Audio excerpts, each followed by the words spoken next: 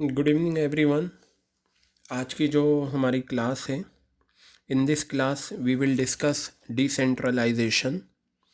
Earlier we had discuss delegation and its importance.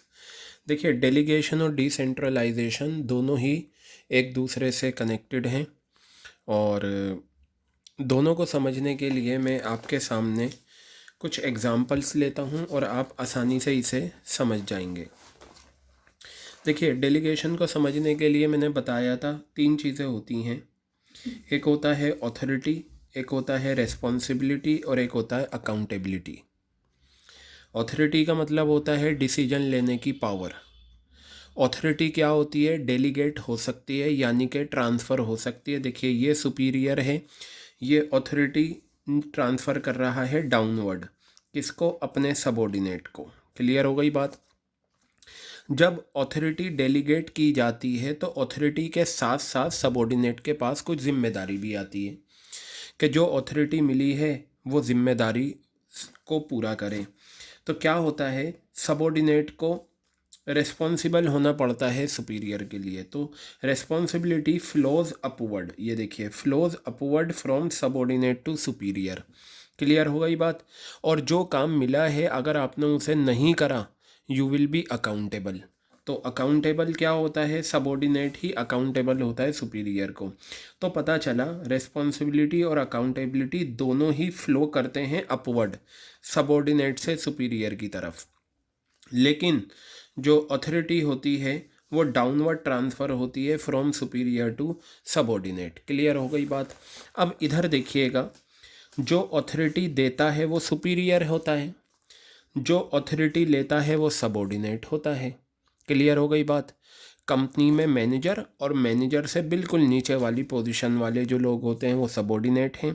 अच्छा, एक चीज़ आप याद रखिए, डेलीगेशन और डिसेंट्रलाइजेशन को समझने के लिए जो वाकई में बहुत इम्पॉर्टेंट है वो क्या है? डेलीगेशन और डिसेंट्रलाइजेशन दोनों के बीच का डिफरेंस आपको आसानी से समझ में आ जाएगा। वो क्या है? काम करने की जो पावर दी जाती है वो डेलीगेशन है। ठीक है, काम करने की जो पावर दी जाती है वो डेलीगेशन है, काम करवाने की जो पावर दी जाती है वो डिसेंट्रलाइजेशन है। ये 2 सेंटेंस याद रख लो। यू कैन ईजिली जज the difference between delegation and decentralization. काम करने की जो पावर दी जाती है वो डेलीगेशन है, काम करवाने की जो पावर दी जाती है वो डिसेंट्रलाइजेशन है। अब इधर सुने, इसका मतलब क्या है? इसका मतलब यह है, काम करने की जो पावर दी जाती है वो डेलीगेशन है। डेलीगेशन में क्या होता है, जो काम दिया गया है वो खुद करना है, किसी और से नहीं करवाना। अगर वो काम आप किसी और से करवा रहे हैं तो फिर वो डिसेंट्रलाइजेशन हो जाएगा। लेकिन जो काम, यानी ये देखिए यहाँ मैंने लिखा भी है, यानी ये काम खुद करना है, किसी और से नहीं करवाना है। क्लियर हो गई बात? एग्जाम्पल समझते हैं। एक ये सुपीरियर है, इसने अपने सबॉर्डिनेट को अथॉरिटी डेलीगेट करी, और ये जो सबॉर्डिनेट है ना, सुपीरियर से बिल्कुल नीचे वाली पोजीशन पे है। जैसे कि हम मान लें प्रिंसिपल, और प्रिंसिपल से बिल्कुल नीचे पोजीशन पे कौन होता है? Vice principal. ठीक है बेटा? तो ये जो प्रिंसिपल ने अथॉरिटी दी है वाइस प्रिंसिपल को, ये क्या है? डेलीगेशन है। क्या है ये? डेलीगेशन है। क्लियर हो गई बात ये? लेकिन अगर ये सबॉर्डिनेट जो इसे अथॉरिटी मिली है, जिम्मेदारी मिली है, ये नीचे ट्रांसफ़र कर दे अपने से नीचे वाले को, ठीक है, तो बेटा यहाँ पर अथॉरिटी आई, इन दोनों के बीच में जो हुआ वो डेलीगेशन हुआ। फिर सबॉर्डिनेट ने इसे करा। अब अगर मैं इन दो लोगों को देख लूँ तो ये भी डेलीगेशन है, लेकिन सुपीरियर से सबॉर्डिनेट, सबॉर्डिनेट से नीचे, तो ये डिसेंट्रलाइजेशन है। यानी कि डेलीगेशन प्लस डेलीगेशन क्या हो जाता है? डिसेंट्रलाइजेशन हो जाता है। क्लियर हो गई बात? काम करने की जिम्मेदारी सबॉर्डिनेट को मिली है। अब अगर सबॉर्डिनेट इस जिम्मेदारी को आगे भी ट्रांसफ़र कर देता है तो ये डिसेंट्रलाइजेशन बन जाता है। कहने का मतलब ये है, डेलीगेशन जो होता है वो सिर्फ 2 लोगों में होता है, जैसे यहाँ सुपीरियर और सबॉर्डिनेट, और सबॉर्डिनेट और इसके बीच में देखूँ तो ये भी डेलीगेशन है। लेकिन superior to subordinate, subordinate to नीचे के एम्प्लॉइज, वो क्या है? डिसेंट्रलाइजेशन है। ठीक है? प्रिंसिपल वाइस प्रिंसिपल के बीच में जो अथॉरिटी ट्रांसफ़र हुई है वो डेलीगेशन है। और वाइस प्रिंसिपल और कोऑर्डिनेटर के बीच में जो अथॉरिटी ट्रांसफ़र हुई है वो क्या है, डेलीगेशन। तो प्रिंसिपल और वाइस प्रिंसिपल के बीच में भी डेलीगेशन हुआ, वाइस प्रिंसिपल और कोऑर्डिनेटर के बीच में भी डेलीगेशन हुआ, और अगर हम देखें प्रिंसिपल से वाइस प्रिंसिपल, वाइस प्रिंसिपल से कोऑर्डिनेटर, तो बेटा ये क्या है, डिसेंट्रलाइजेशन है। अब मेरी एक बात सुनो, अब आप एक चीज़ देखना कि मान लो ये प्रिंसिपल है, ठीक है, प्रिंसिपल ने कहा J1 कौन है, एक स्कूल में टीचर हैं। प्रिंसिपल ने कहा J1 से J1 आपको क्या करना है, टाइम टेबल बनाना है डेली का, ठीक है, ओके। फिर प्रिंसिपल ने J2 से ये कहा कि आपको असेंबली कंडक्ट करानी है डेली बेसिस पे, ठीक है, ये अथॉरिटी दे दी। J3 से कहा कि आपको डेली लेट कमर्स की लाइन में लगना है और जो बच्चे लेट आते हैं उनके नाम लिखना है, उनको हैंडल करना है, ये अथॉरिटी मैंने J3 को दे दी, ठीक है। और J4 को कहा कि आपको क्या करना है, रिसीव में बच्चों को मैनेज करना है, ठीक है। अब ध्यान से सुनिए, ये प्रिंसिपल हैं, कुछ काम J1 को दिया, कुछ J2 को दिया, J3 को दिया, J4 को दिया। ये जो काम इन्हें मिले हैं ये इन्हें खुद करने हैं, ये काम किसी और से नहीं करवा सकते। अगर ये चारों काम खुद कर रहे हैं तो बेटा ये डेलीगेशन है। आप इधर देखो ना, सीनियर प्रिंसिपल और ये टीचर दो लोग हो गए, फिर आप प्रिंसिपल और ये दो लोग हो गए, फिर प्रिंसिपल फिर ये टीचर दो लोग हो गए, फिर प्रिंसिपल ये टीचर दो लोग हो गए। यानी कि देखो, जब फर्दर दी जाती है तब डिसेंट्रलाइजेशन होता है। अगर ये चारों काम खुद कर रहे हैं, काम करने की जो पावर दी जाती है, इन चारों को काम करने की पावर दी गई है, और अगर ये काम खुद कर रहे हैं तो ये डेलीगेशन है, और अगर ये काम आगे ट्रांसफ़र कर देते हैं तो बेटा ये डिसेंट्रलाइजेशन बन जाएगा। क्लियर हो गई बात ये? तो याद रखना, काम करने की जो पावर दी जाती है वो डेलीगेशन है, यानी कि काम खुद करना है, किसी और से नहीं करवाना।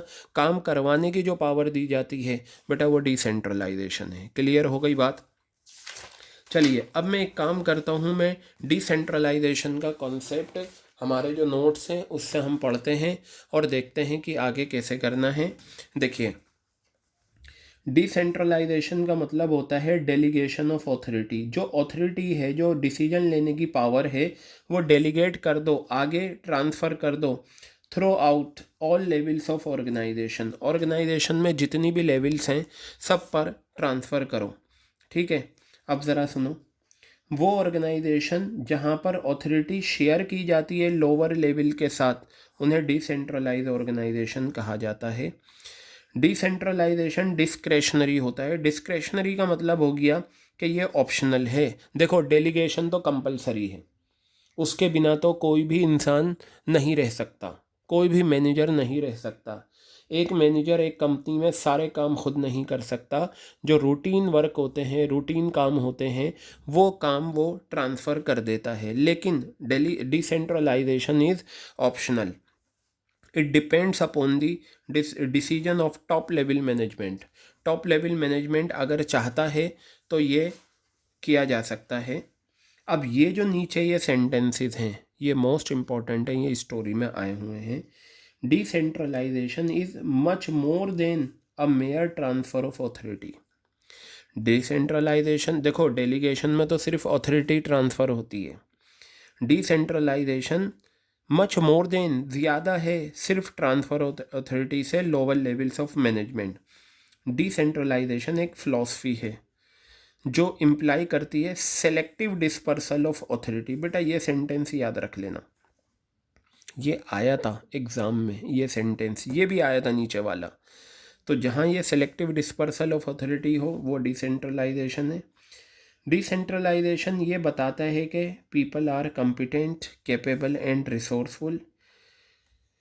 Decentralisation recognizes the need of authority for decision makers. बेटा ये जो दो सेंटेंस हैं ये बहुत इंपॉर्टेंट हैं, ठीक है, क्योंकि इनकी बेसिस पर डिसेंट्रलाइज मतलब ये है कि अगर हम हर लेवल पर ऑथोरिटी ट्रांसफ़र कर दें तो वो डिसेंट्रलाइजेशन है।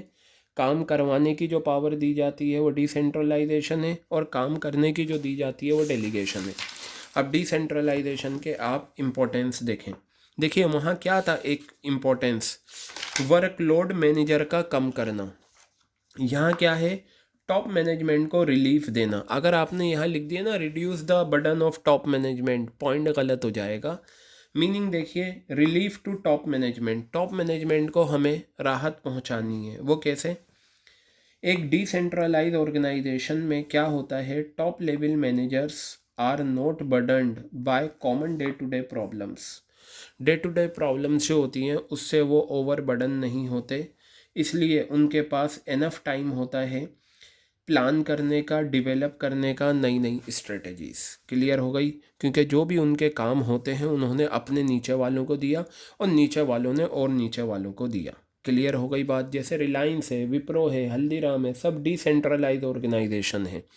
यहाँ क्या, अब मुकेश अंबानी है, मुकेश अंबानी की कंपनी में अगर 40,000 एम्प्लॉइज़ काम करते हैं, मुकेश अंबानी को उन 40,000 एम्प्लॉइज़ के नाम याद नहीं होंगे, ना मुकेश अंबानी उन 40,000 एम्प्लॉइज़ से मिला होगा। मुकेश अंबानी किसे जानता है?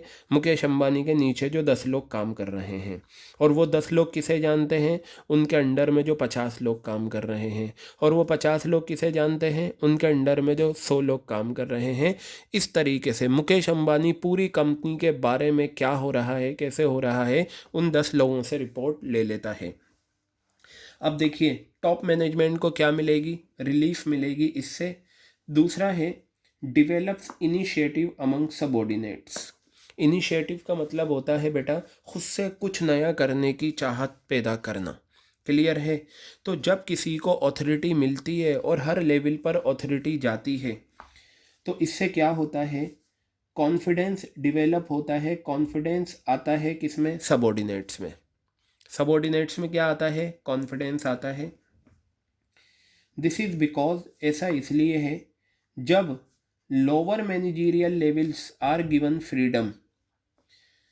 ऐसा इसलिए है कि जब लोअर मैनेजरियल लेवल्स को फ्रीडम दी जाती है to take their own decision, अपने डिसीजन लेने की, they learn to depend on their own judgement. फिर वो अपने जजमेंट पर क्या करते हैं? सीखते हैं अपने जजमेंट से। दूसरा पॉइंट है, तीसरा point, develops managerial talent for future. क्या होता है जब नीचे हर लेवल पर अथॉरिटी जाती है तो जिन लोगों को अथॉरिटी मिलती है, जो लोअर लेवल पर मैनेजर्स होते हैं, ठीक है, वो सीखते हैं डिसीजन मेकिंग अथॉरिटी की कला। इससे क्या होता है, वो आगे प्रमोशन पाने के लिए काबिल बन जाते हैं। चौथा पॉइंट है facilitates growth. Decentralization provides greater autonomy. Autonomy का मतलब होता है फ्रीडम। किसे? लोअर लेवल्स ऑफ मैनेजमेंट को और डिपार्टमेंटल हेड्स को। कंसिक्वेंटली क्या होता है, प्रोडक्टिविटी लेवल बढ़ जाती है, ऑर्गेनाइजेशन क्या करती है, ज़्यादा प्रॉफिट कमाना शुरू कर देती है। पांचवा पॉइंट है क्विक डिसीजन मेकिंग। डिसेंट्रलाइजेशन में क्या होता है, कहा डिसीजन मेकिंग जो होती है वो सिर्फ कुछ हाथों में नहीं होती, बल्कि हर लेवल पर डिसीजन लेने की पावर दी जाती है। But decision making is interested to all the managers. हर मैनेजर्स को डिसीजन लेने की पावर दी जाती है। हु परफॉर्म द एक्टिविटीज़, जो क्या करते हैं, एक्टिविटीज़ परफॉर्म करते हैं। This facilitates quick decision making. इससे क्या होता है, डिसीजन मेकिंग क्विक होती है। क्या होती है इससे? डिसीजन मेकिंग क्विक होती है। क्लियर हो गई बात ये? Better control.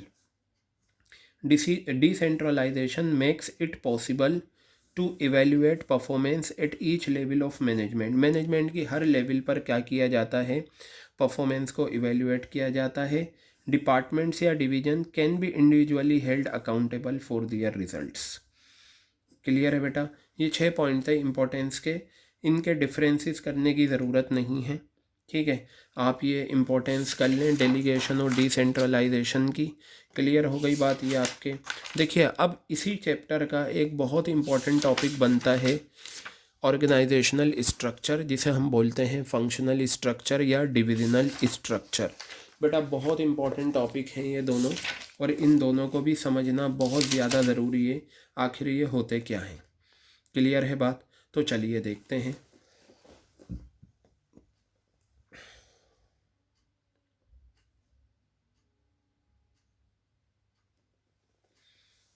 अब ज़रा देखिए, यहाँ पर हम कर रहे थे डिविजनल स्ट्रक्चर की, हम बात कर रहे थे डिविजनल स्ट्रक्चर क्या होता है और फंक्शनल स्ट्रक्चर। ठीक है, देखिए बेटा, ध्यान से सुनेंगे आप सभी। ये डिविजनल स्ट्रक्चर मैं करूँगा और इसका क्या मतलब है हम देखते हैं। डिविजनल स्ट्रक्चर, मान लीजिए एक कंपनी है, उस कंपनी में मैनेजिंग डायरेक्टर है, एमडी है, ठीक है, और वो कंपनी सिर्फ एक प्रोडक्ट नहीं बनाती बल्कि एक से ज़्यादा प्रोडक्ट बनाती है। ठीक है, वो कंपनी एक प्रोडक्ट नहीं बनाती बल्कि उससे ज़्यादा प्रोडक्ट बनाती है, और ऐसी बहुत सारी कंपनीज़ हैं। डाबर ले लीजिए, डाबर स्किन केयर में भी डील करती है, हेल्थ केयर में भी डील करती है, और कॉस्मेटिक्स में भी डील करती होगी। इसी तरीके से हिंदुस्तान यूनिलीवर लिमिटेड कंपनीज़ है जो बहुत सारे प्रोडक्ट्स में डील करती है। तो मान लो ये कंपनी जो है ये कॉस्मेटिक्स में भी डील करती है, ये गारमेंट्स में भी डील करती है, ये फुटवियर में भी डील करती है, और ये स्किन केयर में भी डील करती है। तो बेटा ये कहलाता है more than one category of products. क्या कहलाता है ये? More than one category of products. Clear हो गई बात? ये कहलाता है more than one category of products. अब क्या होता है, ये जो प्रोडक्ट है ना, इन सब में डिपार्टमेंट्स होते हैं। जैसे गारमेंट्स में प्रोडक्शन डिपार्टमेंट है, मार्केटिंग डिपार्टमेंट होता है, आर&डी डिपार्टमेंट होता है, एचआर डिपार्टमेंट होता है। देखिए ये जो डिपार्टमेंट्स का कॉन्सेप्ट आता है ना, जितनी बड़ी ऑर्गेनाइजेशन होगी उतने डिपार्टमेंट्स आपको ये मिलेंगे। अब मान लो बल्ली मारन में एक चश्मे की दुकान है, उसमें क्या डिपार्टमेंट्स बनेंगे? ना उसमें परचेज होगा, ना सेल्स होगा, ना मार्केटिंग होगा, ना एचआर होगा। सो वो अकेला मालिक सब कुछ है। लेकिन जब हम बड़े स्केल पर बिज़नेस करते हैं, जैसे हल्दीराम, विप्रो, HUL, रिलायंस, टाटा, ये सब क्या होते हैं, यहाँ पर डिपार्टमेंट्स होते हैं। तो ये जो डिपार्टमेंट्स हैं ना, परचेज हो, फाइनेंस हो, प्रोडक्शन हो, मार्केटिंग, ये हर प्रोडक्ट के लिए, गारमेंट्स में भी ये डिपार्टमेंट हैं, कॉस्मेटिक में भी ये होंगे, ठीक है, फुटवियर में भी ये होंगे, स्किन केयर में भी ये होंगे। क्लियर हो गई बात? ये तो पता चला ऐसी कंपनी जहाँ पर एक से ज़्यादा प्रोडक्ट में डील किया जाता है, ऐसी कंपनी जहाँ पर एक से ज़्यादा प्रोडक्ट में डील किया जाता है, वो ऑर्गेनाइजेशन जो स्ट्रक्चर फॉलो करती हैं वो क्या कहलाता है? Divisional structure. क्या कहलाता है बेटा? वो डिविजनल स्ट्रक्चर कहलाता है।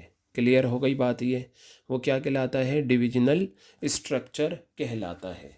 ठीक है, तो चलिए हम देखते हैं। मैं दूसरी रिकॉर्डिंग में इसे कवर अप करता हूँ, ठीक है।